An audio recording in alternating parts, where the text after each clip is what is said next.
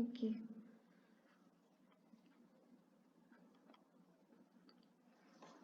Pharmaceutical engineering minor subject है, तो इसमें से आप 3 से 4 क्वेश्चन एक्सपेक्ट कर सकते हो, मतलब अप्रोक्स 12 to 16 मार्क्स। तो इसमें से बहुत सारे चैप्टर्स है जो इम्पोर्टेंट है, बट इन सब चैप्टर्स में हमें पूरा पढ़ाई नहीं करना है, बस जो इम्पोर्टेंट है जहाँ से क्वेश्चंस आ रहे हैं वही पढ़ेंगे, बेसिक्स अपने कॉन्सेप्ट्स क्लियर करेंगे और उसी हिसाब से हम क्वेश्चन सॉल्व करेंगे। तो आपको क्या करना है कि पहले एक तो ध्यान से लेक्चर करना है, कॉन्सेप्ट समझने हैं, नोट्स नोट डाउन करने हैं important points, and question solve करने हैं और टाइम टू टाइम रिवाइज करते रहना है। ओके, एम आई ऑडिबल ना? Okay, ma'am. Yes, you yes. can you can message because Okay, ma'am. Okay, ma'am. unmute please mute please रखो और everybody should use chat box, मतलब chat box का हाँ, use करो आप लोग। ऐसे आप लोग माइक ऑन करोगे फिर डिस्टरबेंस होगी। आप आपको कोई प्रॉब्लम आ रही, आवाज नहीं आ रही, वॉइस ब्रेक हो रही है, पीपीटी शो नहीं हो रहा है, सो चैट बॉक्स का यूज करेंगे आप, ठीक है?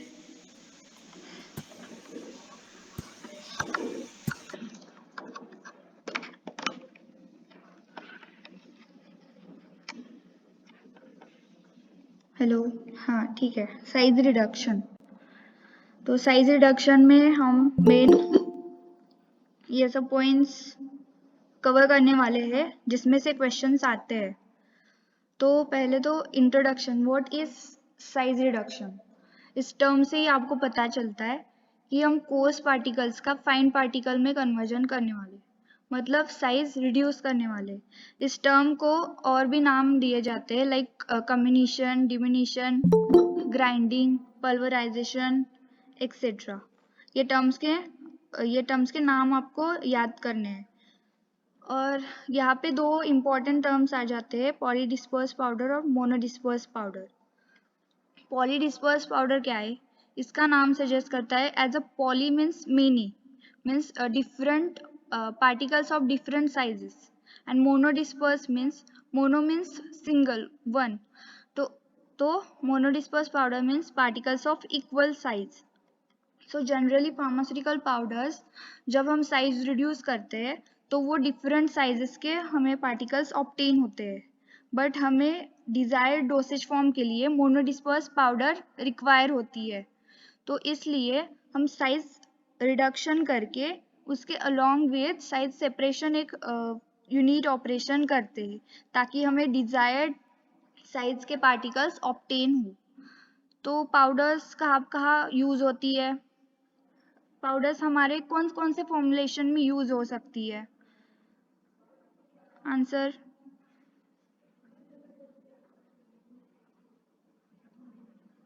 ओके उज्जवल, ओआरएस, टैबलेट, कैप्सूल, ओके। तो पाउडर्स हम बहुत सारे फॉर्मुलेशंस में यूज होती है, like tablet, capsule, dry powder, inhalers, suspension, emulsion, और इससे भी एंड मेनी मोर। ठीक है, तो पॉलीडिस्पर्स पाउडर है वो create different difficulties in the production of dosage form. So इसलिए मोनोडिस्पर्स पाउडर आइडियल है, और वो हम साइज रिड्यूस करके, साइज सेपरेट करके डिजायर्ड पाउडर साइज ऑब्टेन करेंगे। तो क्यों कर रहे हैं हम साइज रिडक्शन, इसका क्या एडवांटेजेस है? तो पहले कंटेंट यूनिफॉर्मिटी। देखो, अगर हम पार्टिकल साइज स्मॉल और यूनिफॉर्म है तो मिक्सिंग इफिशिएंट होगी। कैसे? लाइक टैबलेट में हम ड्रग और एक्सिपिएंट्स मिक्स करेंगे, तो अगर वो साइज स्मॉल और यूनिफॉर्म होगी तो इफिशिएंट मिक्सिंग पॉसिबल है। तो टैबलेट में कंटेंट यूनिफॉर्मिटी रहेगी, मतलब जो रिक्वायर अमाउंट ऑफ ड्रग है वो अवेलेबल होगा। Then next is increases surface area, increases absorption and increase solubility. Means अगर हम इस पार्टिकल का साइज रिड्यूस करेंगे तो सरफेस एरिया बढ़ेगा. कैसे?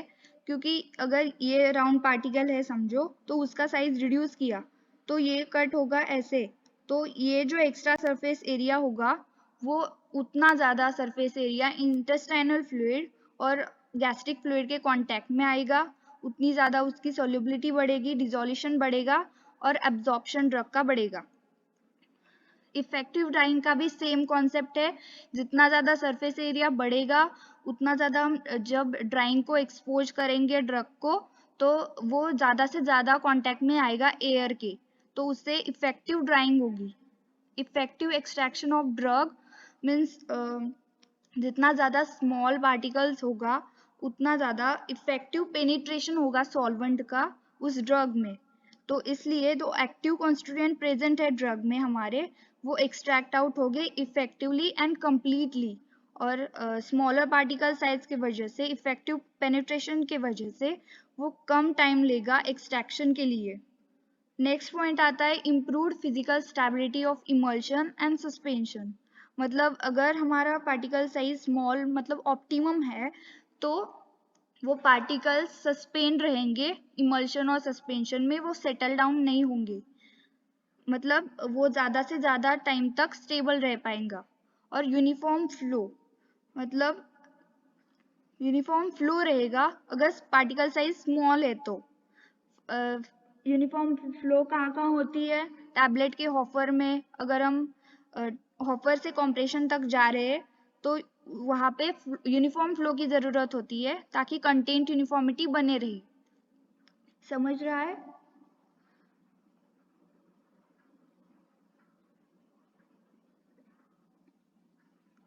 कुछ डाउट आता है तो पूछ सकते हो, ठीक है. तो डिसएडवांटेजेस क्या है साइज रिडक्शन के? ड्रग डिग्रेडेशन, ठीक है. ड्रग डिग्रेडेशन क्यों होता है?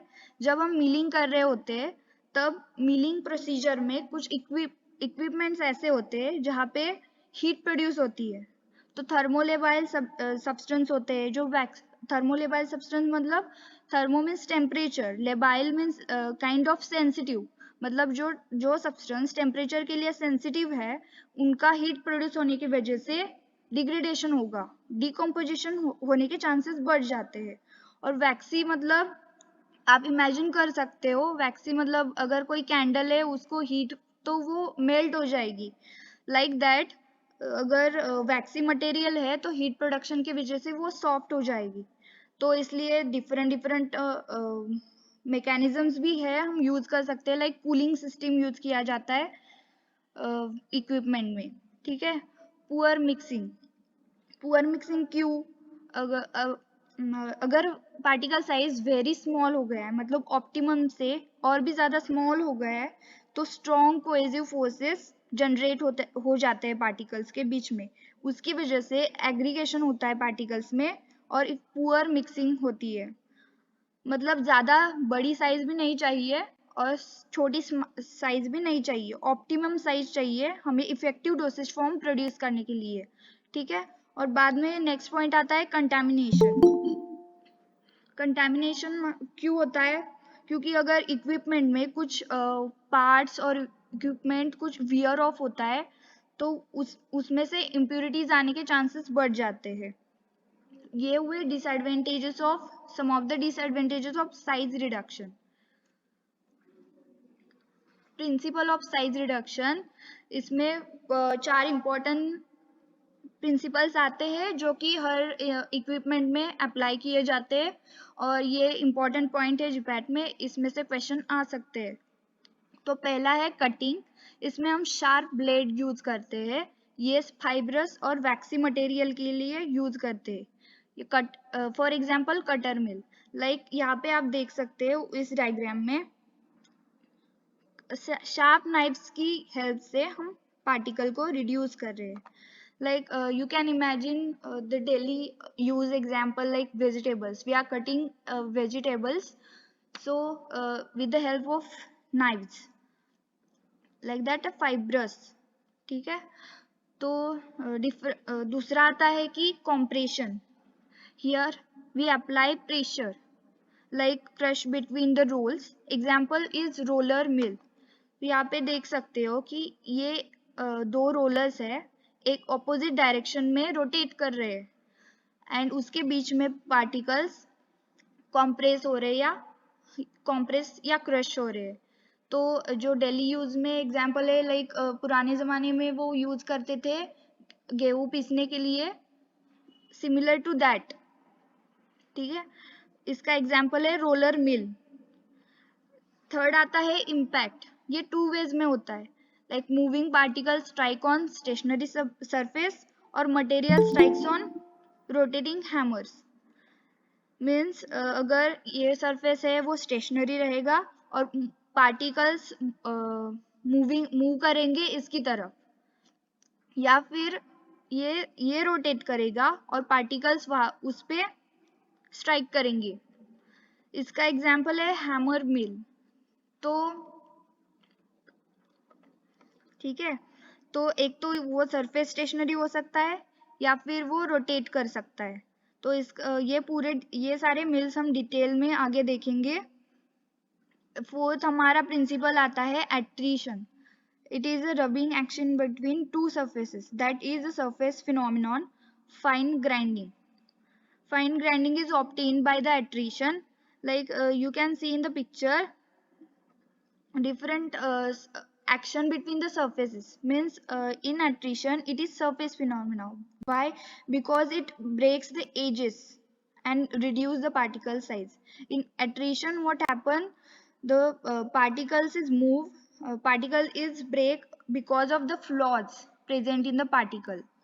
ठीक है, यहाँ पे एजेस से कट होगा और बाकी में अगर पार्टिकल में फ्लॉज जनरेट होंगे और उस पे हम प्रेशर अप्लाई करेंगे तो वो ब्रेक हो जाएगा, उसकी साइज रिड्यूस हो जाएगी. नेक्स्ट आता है क्लासिफिकेशन ऑफ इक्विपमेंट्स. ठीक है, इसमें चार तरह से उन्होंने क्लासिफाई किया है. क्रशर में आता है edge runner mill, and runner mill. Grinder में आता है hammer, roller, attrition and ball mill. Ultra fine grinder में होता है fluid energy mill and cutting machine में कटर मिल. ये सब मिल है वो आगे हम डिटेल में एक एक करके देखेंगे.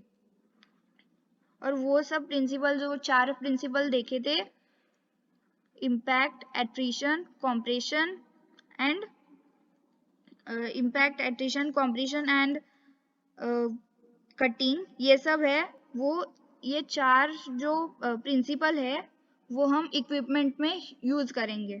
ठीक है, तो इसमें हम देखेंगे कि इक्विपमेंट एक्चुअली में होता कैसा है.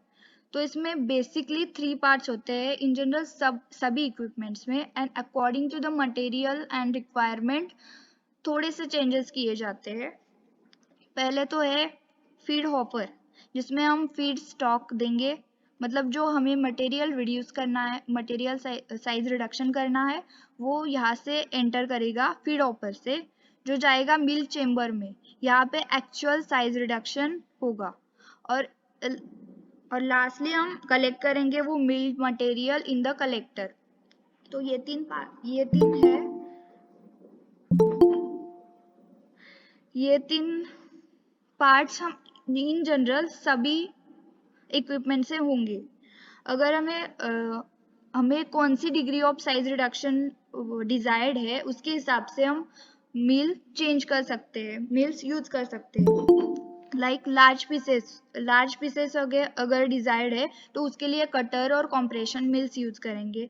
फॉर एग्जांपल रुबाब के लिए, ये रुबाब, लिकोराइस, कैस्करा, बेलाडोना, ये सब फार्माकोग्नोसी में आप पढ़ोगे. ये सब क्रूड ड्रग है जो वेजिटेबल ओरिजिन से, मतलब प्लांट ओरिजिन से मिलते हैं, और इनके एक्टिव सब्सटेंसेस एक्सट्रैक्ट करने के लिए हम पहले उसको साइज रिड्यूस करते हैं. अगर कोर्स पाउडर डिजायर्ड है तो इम्पैक्ट मिल करेंगे यूज. तो एग्जाम्पल है लिकोराइस, कैस्करा एक्सेट्रा. अगर फाइन पाउडर डिजायर्ड है तो कंबाइंड इम्पैक्ट एंड एट्रीशन मिल दोनों यूज करेंगे, लाइक रुबाब एंड बेलाडोना के लिए. और very fine powder, like you have seen in the ultra fine grinder, if we desired very fine powder, we can use fluid energy mill for antibiotics and vitamins. This question is important, like fluid energy mill is used for vitamins and antibiotics. ठीक है, तो पहले आता है rotary cutter mill. तो यहाँ से हम फीड को एंटर करेंगे, लाइक जैसे कि बताया था पहले इसमें फीड हॉपर. ठीक है, फीड हॉपर से फीड एंटर करेगा. यहाँ पे वो फीड मिलिंग चेम्बर में जाएगा. यहाँ पे होंगे stationary knives, as it is a cutter mill. तो यहाँ पे स्टेशनरी नाइव्स भी है और रोटर डिस्क, मतलब ये रोटर डिस्क है और उसमें रोटेटिंग नाइव्स भी लगाए हुए हैं. मतलब दो टाइप के नाइव्स है, स्टेशनरी नाइव्स भी और रोटेटिंग नाइव्स भी. ठीक है, तो ये जो रोटर है वो घूमेगा और उसके हिसाब से वो स्पीड पे रोटेटिंग नाइव्स भी रोटेट होंगी. और यहाँ पे होगा एक स्क्रीन जो हम चेंज कर सकते हैं अपने डिजायर्ड पाउडर के साइज के हिसाब से. तो यहाँ पे होगा स्क्रीन, जो यहाँ पे मिल्ड किया हुआ मटेरियल है वो यहाँ पे आएगा, रिसीवर में कलेक्ट किया जाएगा. ठीक है, ये कौन से मटेरियल के लिए यूज करते हैं, like fibrous material, medicinal plants, animal tissues. तो fibrous materials for example like vegetables and plants etcetera. ठीक है, इसके वेरिएंट्स जो है वो इम्पोर्टेंट है. जो भी वेरिएंट्स बताऊंगी वो याद करने हैं, क्योंकि इसमें से क्वेश्चन आने की पॉसिबिलिटीज है. ठीक है, तो वेरिएंट्स, इसके दो वेरिएंट्स है, डबल रनल डिस्क मिल और single runner disc mill. Double runner disc mill and single runner disc mill. Okay, ये वेरिएंट्स याद करने हैं. एक क्वेश्चन है, cutter mill is fitted with dash dash knives. Answer देना है आपको. Stationary knives, rotating knives, both and other than above. Quick.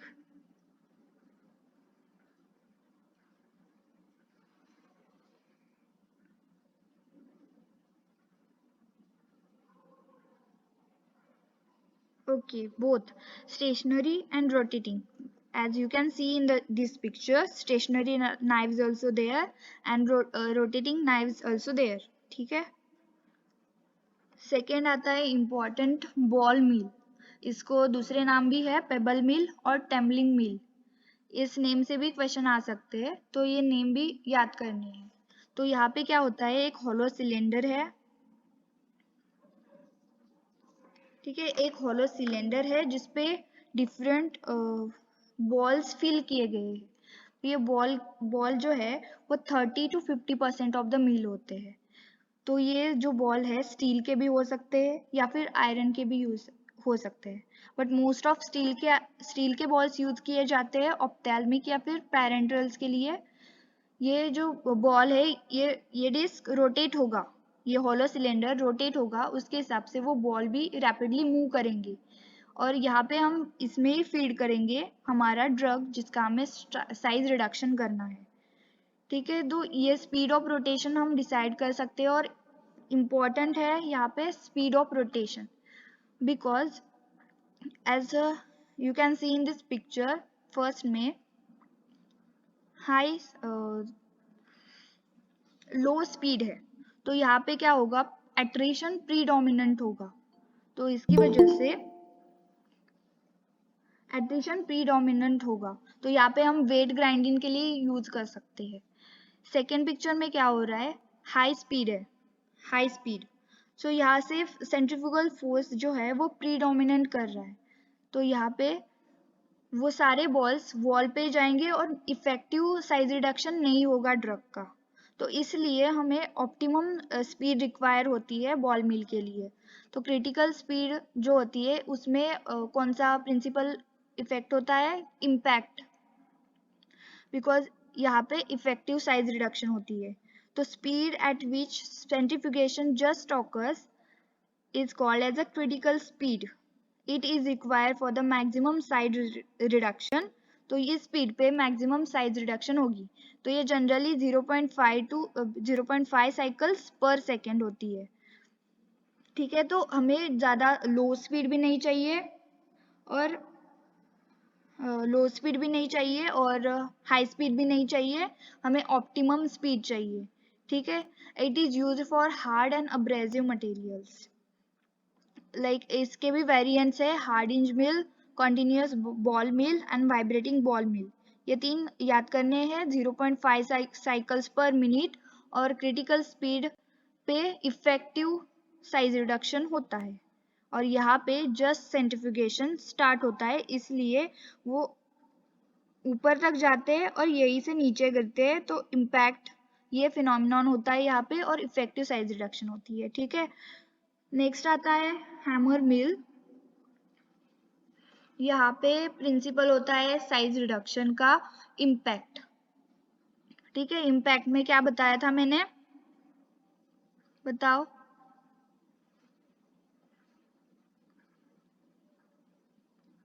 दो तरह के होते हैं ये। ठीक है, एक तो स्टेशनरी सरफेस होगा या फिर रोटेटिंग सरफेस होगा। तो यहाँ पे कैसे हो रहा है, एक तो स्टेशनरी हैमर्स हो गए या फिर ये हैमर्स रोटेट करेंगे, उसके हिसाब से साइज रिडक्शन होगा। इसकी हैमर्स की स्पीड हम ऑप्टिमाइज कर सकते हैं 8000 to 15000 rotations per minute. It is used for non abrasive and brittle materials. ठीक है, तो इसके वेरिएंट्स भी याद करने हैं, Fitzpatrick communicating machine and Stokes tornado mill. ये दोनों नाम याद करने हैं, ये इंपॉर्टेंट है, इससे क्वेश्चन आते हैं। तो यहाँ पे क्या हो रहा है, यहाँ से हम फीड एंटर करेंगे, यहाँ से वो जाएगा, यहाँ पे एक्चुअल साइज रिडक्शन का मैकेनिज्म होगा और यहाँ पे वो यहाँ से वो मिल किया होगा प्रोडक्ट कलेक्ट किया जाएगा। यहाँ पे एक स्क्रीन प्रेजेंट होती है जो कि डिजायर्ड पार्टिकल साइज सेपरेट करने के लिए यूज होती है। यहाँ पे speed of hammers, number of hammers, ये फैक्टर्स इंपॉर्टेंट है स्पीड हैमर मिल को ऑपरेट करने के लिए। तो हैमर्स जो होते हैं वो स्टेनलेस स्टील के बनाए होते हैं, most of stainless steel he use करते हैं क्योंकि वो ज़्यादा वियर ऑफ नहीं होते और अच्छे कंडीशंस में रहते हैं ऑफ्थैल्मिक और पेरेंटल के लिए यूज करने के लिए। तो ठीक है, यहाँ पे दो नाम याद करने, Fitzpatrick communicating machine and Stokes tornado mill. Next आता है हमारा फ्लूइड एनर्जी मिल। इसके भी 3 नाम हैं, वो हमें याद करने हैं, जेट मिल, माइक्रोनाइजर, अल्ट्राफाइन ग्राइंडर।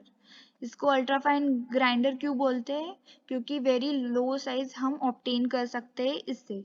तो इसमें 2 प्रिंसिपल्स पे ये वर्क करता है, इम्पैक्ट भी होता है और एट्रीशन भी होता है। तो यहाँ से हम फीड को एंटर करेंगे, वो यहाँ से यहाँ जाएगा। तो यहाँ पे होता है टेंजेंशियल नोजल्स, जहाँ से हम कॉम्प्रेस्ड एयर को इनलेट करेंगे। जो हमारा फीड किया गया मटेरियल है वो हाई वेलोसिटी में यहाँ पे सस्पेंड होगा। ड्यू टू दिस एयर हम हाई प्रेशर में कॉम्प्रेस्ड गैस फील कर रहे हैं यहाँ पे, तो वो पार्टिकल्स सस्पेंड हो जाएंगे हाई वेलोसिटी में। ठीक है, वो यहाँ से जो होता है तो हाई वेलोसिटी कोलिजन हो जाता है पार्टिकल्स के बीच पे भी और वो पार्टिकल्स और वॉल के बीच में भी।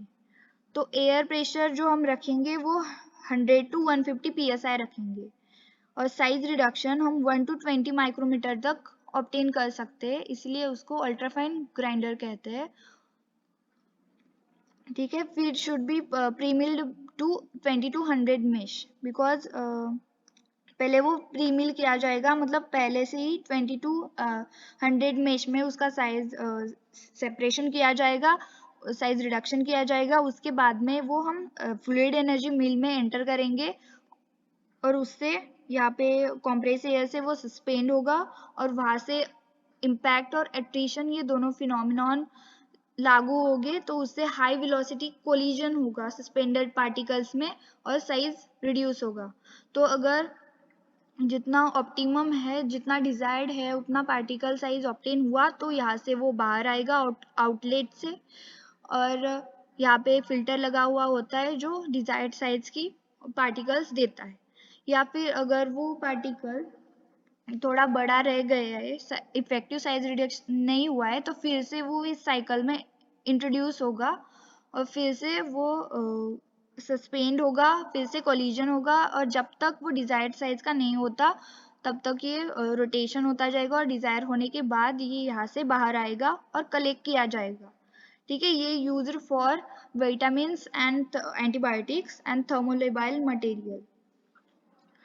थर्मोलेबाइल मटेरियल के लिए यूज किया जा सकता है क्योंकि यहाँ पे कुछ ऐसा मटेरियल नहीं है कि जो हीट प्रोड्यूस कर रहा है, ऐसा कोई इक्विपमेंट नहीं है कि जो हीट प्रोड्यूस कर रहा है। ठीक है, तो थर्मोलेबाइल के लिए यूज कर सकते हैं, और वाइटामिन्स एंड एंटीबायोटिक्स के लिए भी यूज कर सकते हैं क्योंकि यहाँ पे एक क्लोज इक्विपमेंट है, यहाँ पे कंटामिनेशन होने के चांसेस बहुत कम होते हैं, इसलिए विटामिन्स और एंटीबायोटिक्स के लिए यूज होता है। इसका वेरिएंट है सेंट्रीफ्यूगल इम्पैक्ट पल्वराइजर। ठीक है, centrifugal impact pulveriser. Quick question: fluid energy mill is also known as micronizer, jet mill, pulverizer, all of the above. Answer past.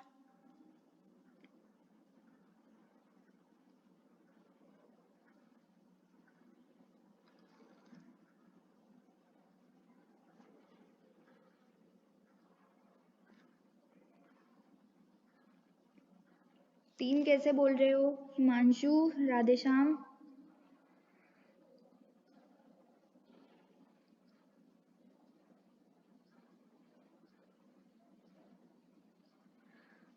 Okay, तो यहाँ पे लिखा हुआ है जेट मिल, माइक्रोनाइजर्स, इसको पल्वराइजर भी बोलते हैं, अल्ट्राफाइन ग्राइंडर भी बोलते हैं, जेट मिल भी बोलते हैं। तो all of the above answer होगा, ऑल ऑफ द अबोव। ठीक है, next question: which of the following mill works on the principle of combined impact and attrition?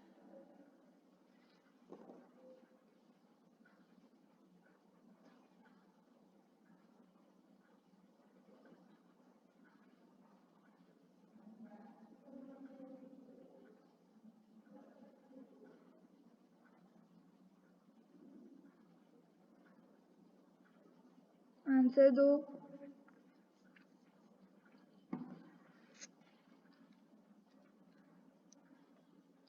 combined impact and attrition।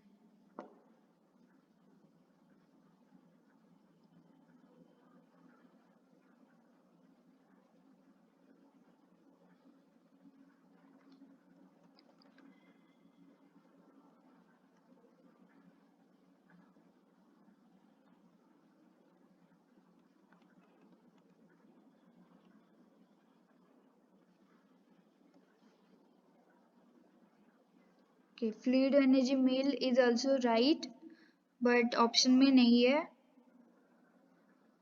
तो यहाँ पे इस ऑप्शन में से कौन सा आंसर होगा? Okay Vaishnavi, good.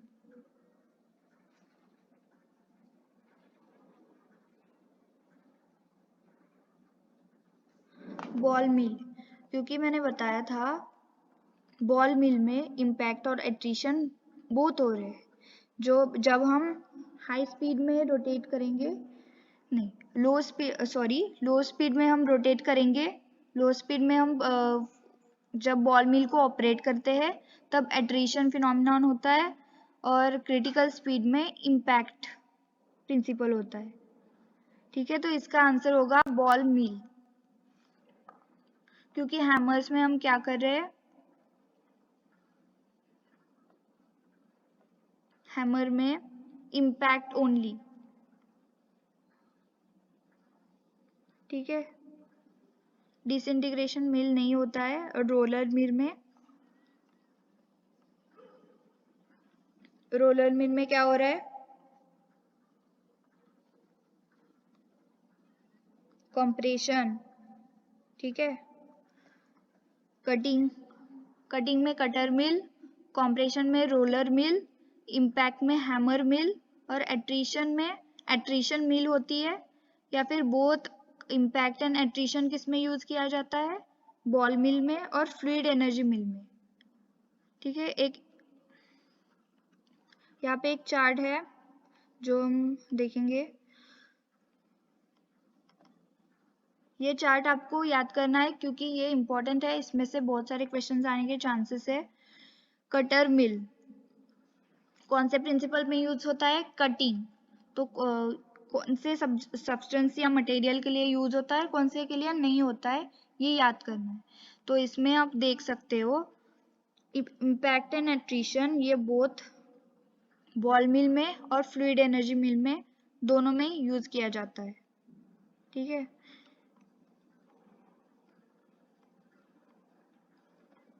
इसका आंसर होगा ball mill.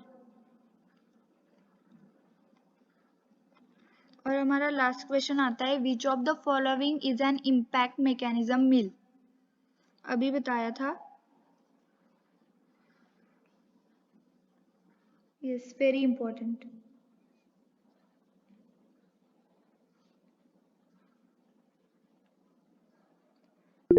Which of the following is an impact mechanism mill?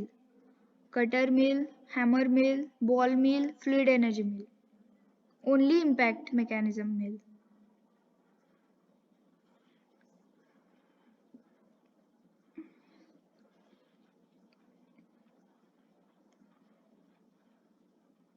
Okay, good. Hammer mill. ठीक है,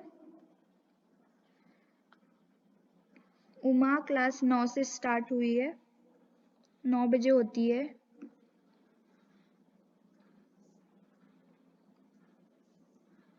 don't worry Uma, you will get the recording of this session, मतलब इस सेशन का रिकॉर्डिंग आपको मिल जाएगा। ये भी जैसे कि कल का जो डेमो लेक्चर है वो आपको अवेलेबल होगा एप्लीकेशन पे। अगर आप आधार कोर्स में जाओगे, डेमो लेक्चर 1 दिया होगा, वहीं पे डेमो लेक्चर 2 भी अपलोड हो जाएगा। ओके, कोई क्वेश्चन है तो, कोई डाउट है तो पूछ सकता है।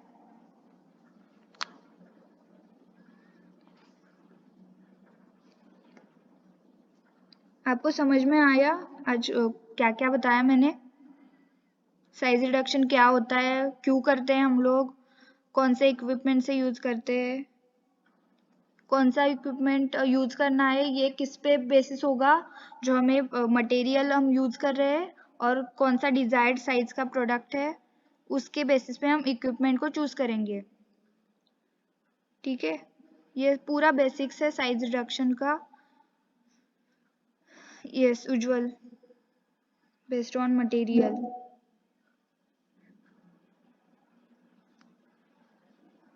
ठीक है, सबको समझ में आया? कुछ डाउट है, कुछ पूछना है, ऐसा कुछ चीज है जो समझ में नहीं आया?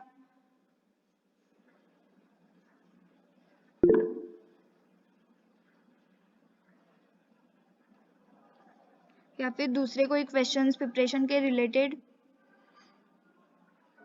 मैक्स मैथ्यू ने हैंड रेज किया, उसको पूछो। व्हाट? मैक्स मैथ्यू ने हैंड रेज किया हुआ है, अभी ओके हटा ओके, लिया। Yes. Good evening ma'am. Good evening. Ma'am मेरा क्वेश्चन ये था कि हम फार्मास्यूटिकल इंजीनियरिंग जो पढ़ रहे हैं, इसका एक ब्रीफ इंट्रोडक्शन मिल सकता है? मैं फर्स्ट सेमेस्टर से हूँ तो मैं रिलेट नहीं कर पा रहा हूँ। साइड रिडक्शन जो आपने पढ़ाया वो एकदम मतलब समझ आया है, मतलब एक क्विक इंट्रोडक्शन बस सब्जेक्ट का। ठीक है, देखो हम फार्मास्यूटिकल इंजीनियरिंग में ये सारे टॉपिक्स हैं।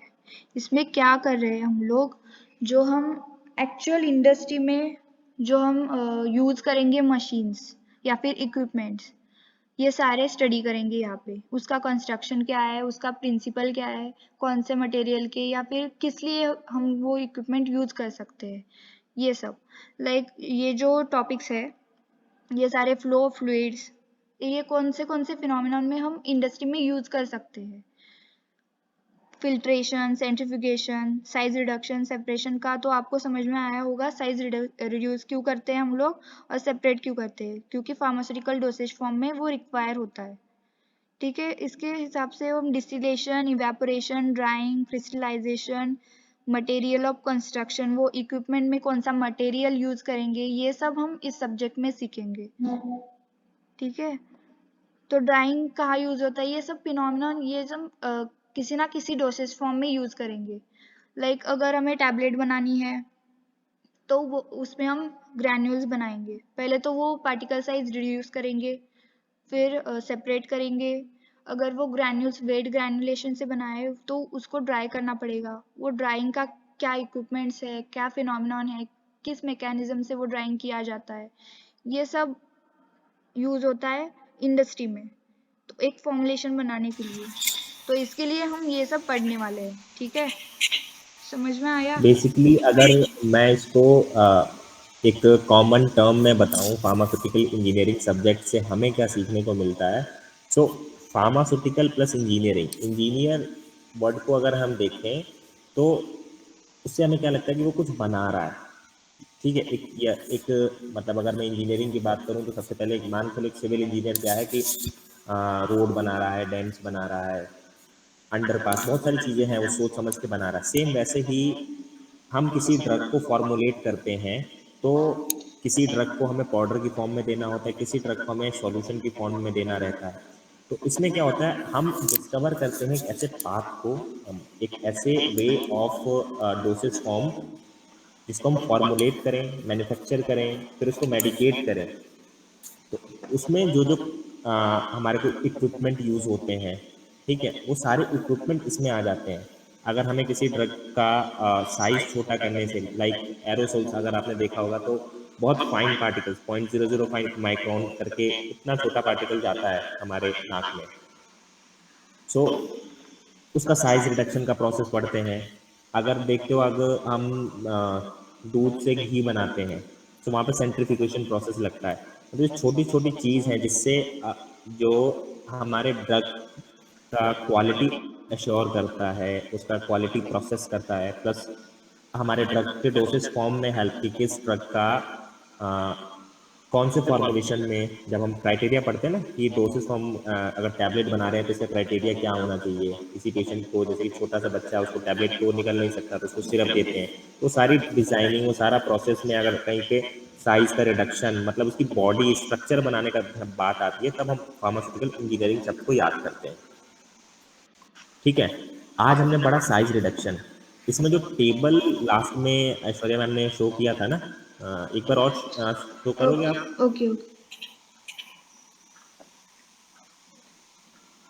Slide number 19। ये वाला। नहीं, 19, हाँ हाँ हाँ, ये वाला। सो पूरे चैप्टर में से ये एक ऐसा स्लाइड है जिससे आपके दो क्वेश्चन बन जाते हैं, एक से दो क्वेश्चन। अगर आप फार्मास, जैसे कि कल आपने फार्मास्यूटिकल इंजीनियरिंग की क्लास ली थी तो वहाँ पर आपको वो साइंटिस्ट के जो नेम्स थे वो याद करने की एक ट्रिक थी। सेम ये वाला जो है ना, पूरा साइज रिडक्शन आपका टॉपिक इस टेबल में खत्म हो जाता है। सारे, अब जैसे कि हमारे सारे जो भी कटर मिल हो गया, रोलर मिल हो गया, बॉल मिल हो गया, या फिर रोटरी ड्रम हो गया, इन सब का प्रोसीजर जान के हमको कुछ नहीं करना है। उसका प्रिंसिपल हमें पता होना चाहिए, कौन से ड्रग के लिए हार्ट के लिए यूज़ हो रहा है, या फिर सारे ड्रग्स के लिए सॉफ्ट मटेरियल के लिए यूज़ हो रहा है, फाइब्रस के लिए यूज़ हो रहा है, या स्टिकी मटेरियल के लिए यूज़ हो रहा है। इतना ही हमें याद करना है, बस खत्म। 4 नंबर ऐसे ही आ जाना जीपैट में। प्रोसीजर हमें पता होना चाहिए, it is good to know, but principle हमें बिल्कुल ऑन टिप्स होने चाहिए, मतलब it is must to know. ठीक है,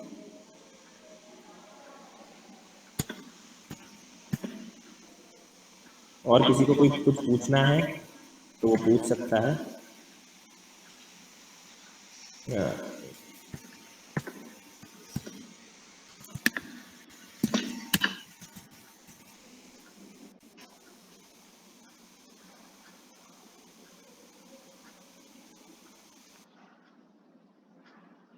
उमा, आप मुझे मैसेज करना, आप फार्मामेंट एप्लीकेशन को डाउनलोड करके, अगर तब भी नहीं होता तो आप मुझे मैसेज करना, आपको दिख जाएगा। And if any of you interested to be the part of Pharma Mind, means हमारे साथ जुड़ना चाह रहे हो, और जैसे कि ये जो अभी डेमो लेक्चर्स चल रहे हैं ये आधार कोर्स के लिए चल रहे हैं।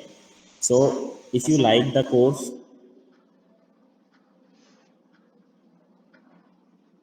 कि आप एनरोल कर सकते हो, ये आपके एप्लीकेशन पे अवेलेबल है। ये संतोष, आप कुछ कहना चाह रहे हो?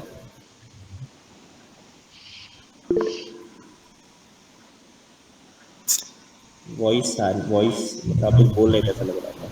आपका माइक ऑन है लेकिन वॉइस नहीं आ रही। Okay okay okay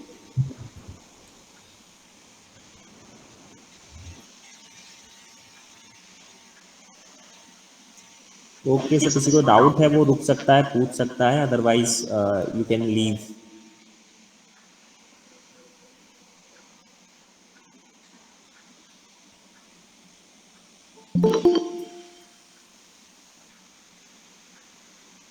sir engineering में जो ये पढ़ाया गया सर, रोटेटरी मिल और हैमर मिल, ये सब प्रोसेस नहीं पढ़ाया जाएगा क्या सर? प्रोसेस जैसे कि वो जहाँ पर आपका प्रिंसिपल लग रहा है, ठीक है। अभी जैसे कि रोटरी ड्रम के बारे में मैडम ने पढ़ाया ना, यस तो सर। वो रोटरी ड्रम का जो फंक्शन क्या है वो चीज़ आपको बोल के बताई जाएगी कैसे काम करता है। क्योंकि देखो प्रोसीजर पता नहीं होगा, प्रोसीजर से तो प्रिंसिपल निकलता ही नहीं है ना। अब जैसे यस इम्पैक्ट क्या होता है, एट्रीशन क्या होता है, कॉम्प्रेशन क्या होता है, ये सब चीज़ आपको पहले बता दिया जाएगा, है ना। Yes sir. Yes sir. अब रोटरी ड्रम जो आ गया, हमें जो याद करना है, मतलब सेमेस्टर वाला जो थॉट है ना वो लेके नहीं आना है कि ये चीज़ भी आपको लिखी लिखाई मिलेगी। यस बिकॉज जीपैट के रिगार्डिंग आपको मतलब कि कोई आप किसी को बताओगे कि डोलो में पैरासीटामोल होता था, पैरासीटामोल खाने से क्या होता है, बुखार ठीक हो जाता है, एंटीपायरेटिक हुआ। अब यस सर। सामने वाले को ये नहीं जानना है कि पैरासीटामोल बनता कैसे है। Yes sir. तो we should consider must to know points, मतलब जो हमें पता ही होना चाहिए।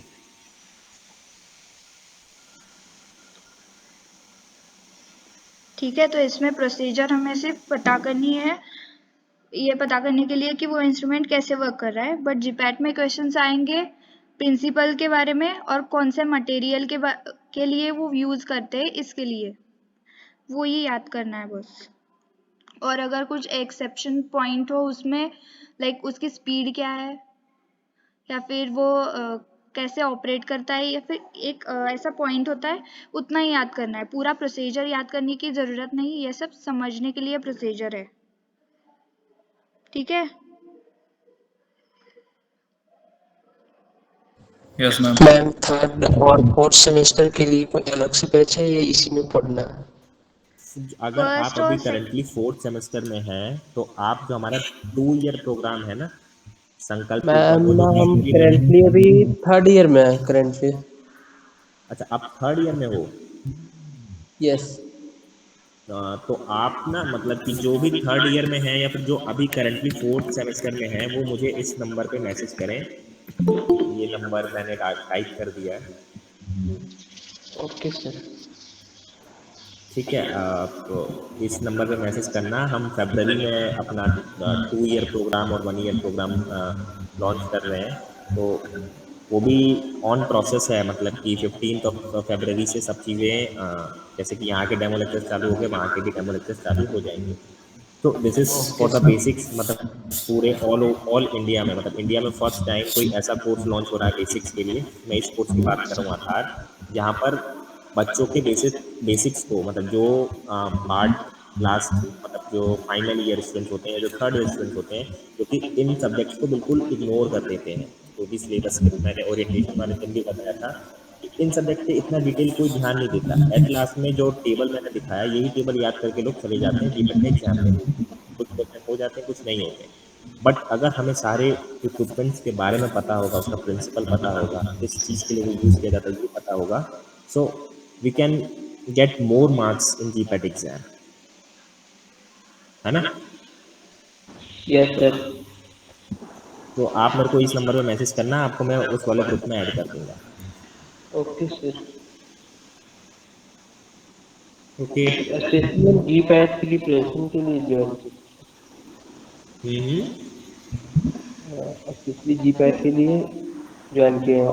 तो ऑलरेडी हम सब क्लास कर रहे हैं, पर डे ऑफलाइन क्लास हम लोग का चलता है 3rd ईयर तक। आप मेरे को ना इस नंबर पे मैसेज या कॉल करना, तो मैं आपको बताऊंगा सब चीज़। ओके ठीक है, सर। बाकी यहाँ पर किसी को कोई डाउट हो तो पूछे, अदरवाइज आप लीव करें, आज का सेशन कंप्लीट हो चुका है। कल मिलते हैं, आप नेक्स्ट लेक्चर जो आपका रहेगा। Okay sir, thank you.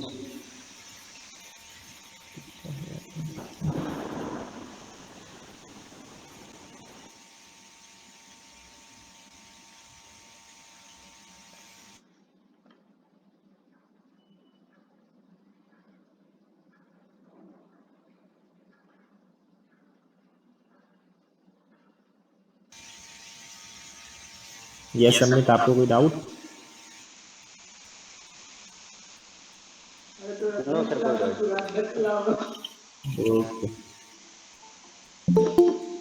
Sir उस ग्रुप में ऐड कर दीजिएगा प्लीज सर।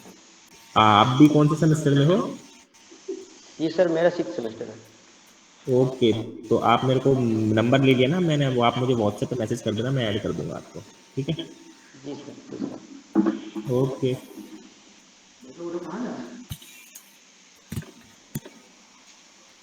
अमित